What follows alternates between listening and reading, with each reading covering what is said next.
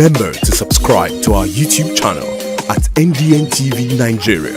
Click on the subscribe button and be the first to get notifications. It has been almost a month since President Bola Tinubu declared a state of emergency in Rivers State, and the federal government-appointed sole administrator who assumed control of the oil state has since made several sweeping changes that are continuing to stir debate among residents and political observers alike.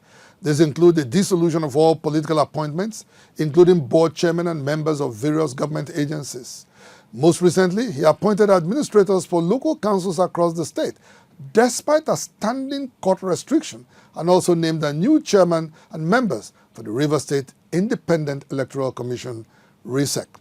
While this continues to generate varying reactions and even protests in the state, opinions remain divided on the state of emergency to begin with.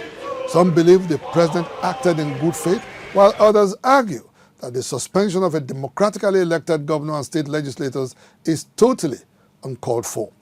We feel that in a democratic setting, declaration of a state of emergency is a bit extreme. But the Constitution provides for it, Section 305, as you rightly quoted. All that is required is after the president has issued such proclamation, it will be published in a public gazette of the government of the Federal Republic of Nigeria and transmitted to the National Assembly, where both houses will, by resolution, 2/3 majority resolution, approve. So, the president, as far as I'm concerned, has acted in accordance with the provisions of the 1999 Constitution. And there is nothing abnormal in what he has done. What I have noticed is that some people have changed the narrative. They have changed it to blaming particular individuals. They blamed it. Some have said, oh, the president has even taken sides. He's partisan. Some have said, oh, they've issued out suspension to House of Assembly and the governor. Nothing has happened to the minister. And I say, is the minister in the picture? Is the minister either the governor or the House of Assembly of the state? I cannot understand. Meanwhile, the Rivers Elders Forum, led by its chairman, Chief Rufus Ada George, who had earlier called on the president to reverse the state of emergency, addressed a press conference on recent developments in the state under the leadership of the sole administrator. What powers, what rights have the sole administrator to be an executive, to start reappointing administrators at the local government level and the Civil Service Commission?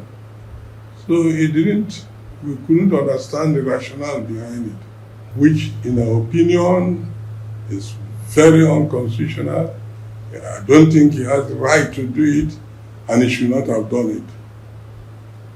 But my anxiety, my quarrel with the issue is that even though the sole administrator has done it, my point is that this has been done by the Minister of Federal Capital Territory, Wike. I am directly accusing him of trying to set ablaze Rivers State. He had made a statement when he was talking of